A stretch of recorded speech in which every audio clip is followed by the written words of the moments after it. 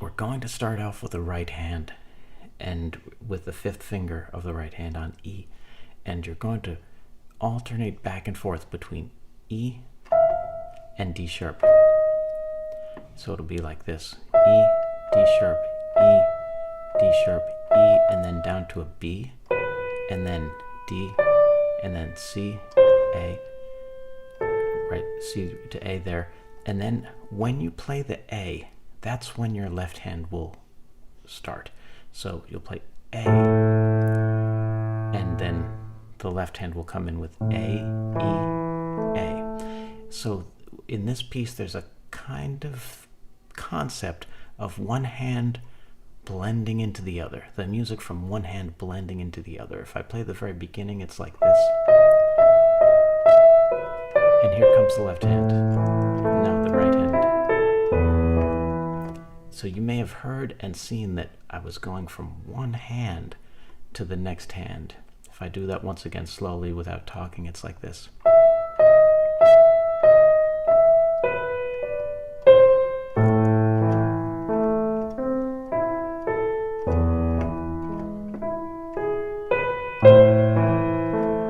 Do you see and hear how one hand blends into the other? And this is a good motion in the piano for it.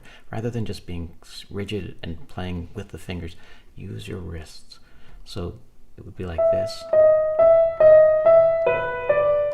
And then make a kind of rainbow shape like that with your wrist here of your right hand as you're going to the left hand.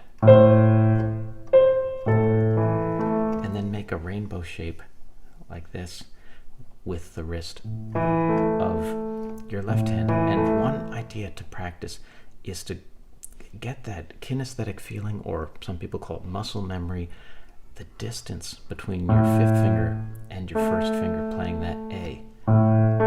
And practice playing then A to A, and then add the E with your second finger. A, E, A, in a very gentle and relaxed way, where your wrist describes a kind of curve, like a rainbow.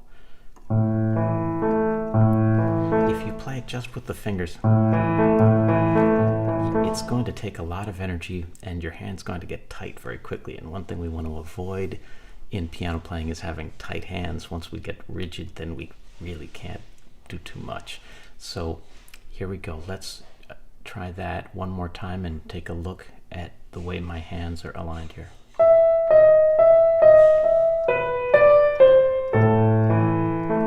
Okay. And then once you play that A with your right hand, start to prepare the C, middle C, the next phrase, like that. Even though it doesn't occur yet, it's going to happen after that A, E, A in the left hand. You want to be there ahead of time. So if I do it slowly,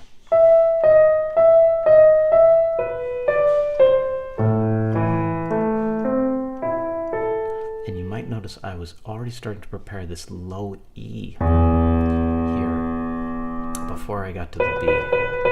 You're going to play both fifth fingers, both pinkies at the same time, but if I don't prepare that ahead of time, I'm going to have to rush down. If I do this, it's hard almost for me to do that. It's so natural for me to prepare ahead of time. But if you could imagine, if I didn't get down to that region of that low E, I'd have to fumble around to find it. So it's best as you're practicing this to prepare ahead. So if we start from where that A is, and then see how I'm already prepared there. So remember to do that as well, to prepare ahead with each hand as you have them, as it's not playing. Prepare to the next time, to the note for the next time it's going to play. The next concept I'd like to show you is the last phrase in the left hand of the first line of music, where you're going to play an E, a pretty low note for us on the piano, this E with the fifth finger, then an E with your thumb, and then you're going to come over the thumb with your second finger. And so this, you also want to have that a bit of a curve in your left hand, that rainbow curve, and a relaxed wrist rather than a tight hand or a tight wrist.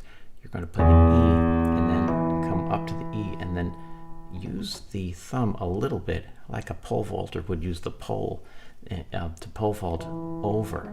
Not, I'm exaggerating it saying a pole vaulter. Obviously we're not going to, that's a little bit more than we would need, but you want to, the concept is there that you want to use that